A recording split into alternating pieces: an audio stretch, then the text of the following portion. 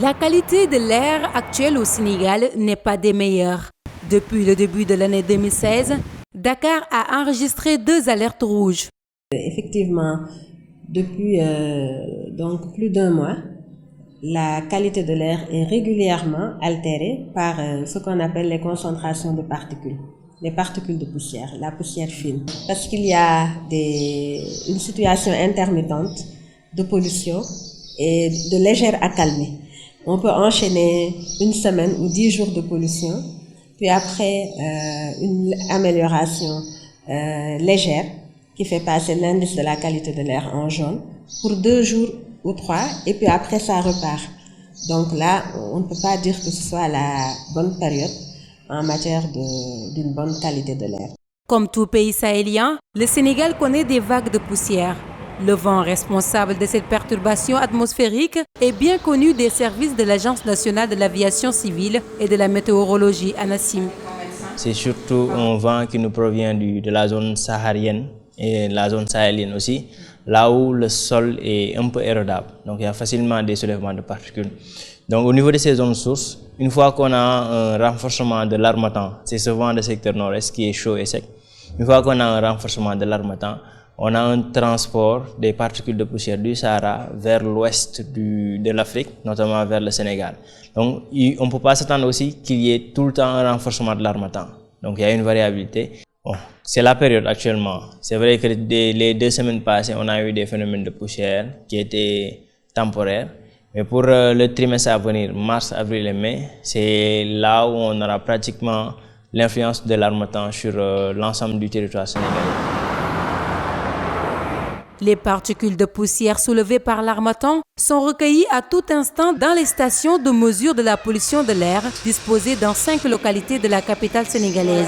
Les données sont ensuite transmises en temps réel au niveau du laboratoire central du Centre de gestion de la qualité de l'air. Un analyseur d'ozone, là c'est un analyseur de dioxyde de soufre, ça c'est le monoxyde de carbone, les BTX.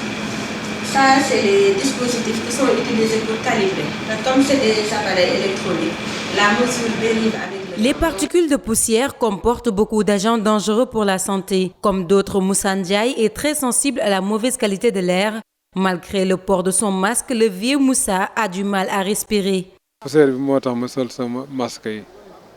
J'ai porté ce masque pour me protéger de la poussière parce que parfois il m'arrive d'avoir des problèmes respiratoires. Le vent qui a balayé le pays ces derniers temps a ressuscité nombre de problèmes respiratoires. En effet, nous avons tous constaté qu'il y avait une recrudescence de la pollution atmosphérique. Les constatations que nous avons, surtout au niveau de nos patients qui viennent consulter, c'est qu'ils viennent dans des tableaux aigus.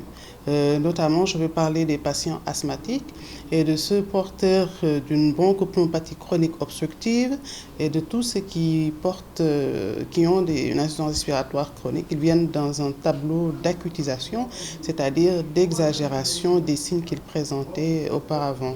L'Agence nationale de l'aviation civile et de la météorologie prévoit la fin de la poussière pour le mois de mai.